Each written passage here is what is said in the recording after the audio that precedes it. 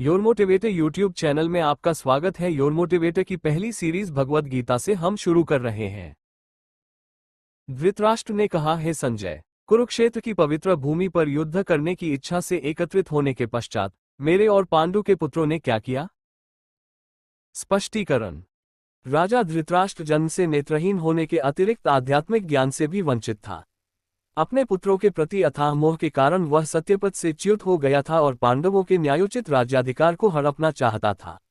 अपने भतीजों पांडव पुत्रों के प्रति उसने जो अन्याय किया था उसका उसे भलीभांति बोध था। इसी अपराध बोध के कारण वह युद्ध के परिणाम के संबंध में चिंतित था।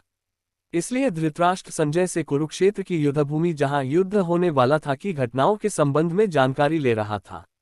इस श्लोक में धृतराष्ट्र ने संजय से ये प्रश्न पूछा कि उसके और पांडव पुत्रों ने युद्धभूमि में एकत्रित होने के पश्चात क्या किया। अब यह एकदम स्पष्ट था कि वे युद्धभूमि में केवल युद्ध करने के उद्देश्य के लिए एकत्रित हुए थे। इसलिए ये स्वाभाविक ही था कि वे युद्ध करेंगे।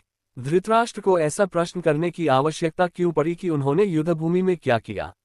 धृतराष्ट्र द्वारा धर्म क्षेत्रे धर्मभूमि शब्द का प्रयोग करने से उसकी आशंका का पता चलता है। कुरुक्षेत्र पवित्र भूमि थी। शतपथ ब्राह्मण में इसका वर्णन कुरुक्षेत्र देव यज्ञम के रूप में किया गया है, अर्थात कुरुक्षेत्र स्वर्ग की देवताओं की तपोभूमि है। इसलिए इस भूमि पर धर्म फलीभूत होता है। धृतराष्ट्र आशंकित था कि कुरुक्षेत्र की पावन धर्म भूमि के प्रभाव के परिणामस्वरूप उसके पुत्रों में कहीं उचित और अनुचित में भेद करने का ऐसा विवेक जागृत न हो जाए कि वे ये सोचने लगे कि अपने स्वजन पांडवों का संहार करना अनुचित और धर्म विरुद्ध होगा और कहीं ऐसा विचार कर वे शांति के लिए समझौता करने को तैयार न हो जाएं। इस प्रकार की संभावित आशंकाओं के कारण धृतराष्ट्र के मन में अत्यंत निराशा उत्पन्न हुई। वह सोचने लगा कि यदि उसके पुत्रों ने युद्ध विराम या संधि का प्रस्ताव स्वीकार किया तो पांडव निरंतर उनकी उन्नति के मार्ग में बाधा उत्पन्न करेंगे।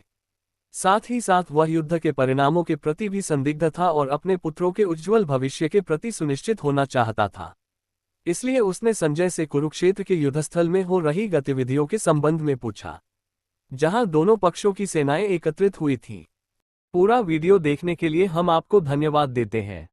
अगर आपको हमारा वीडियो पसंद आया तो लाइक करें, कमेंट करें, सब्सक्राइब करें और ऐसे और वीडियो के लिए बेल आइकन दबाएं।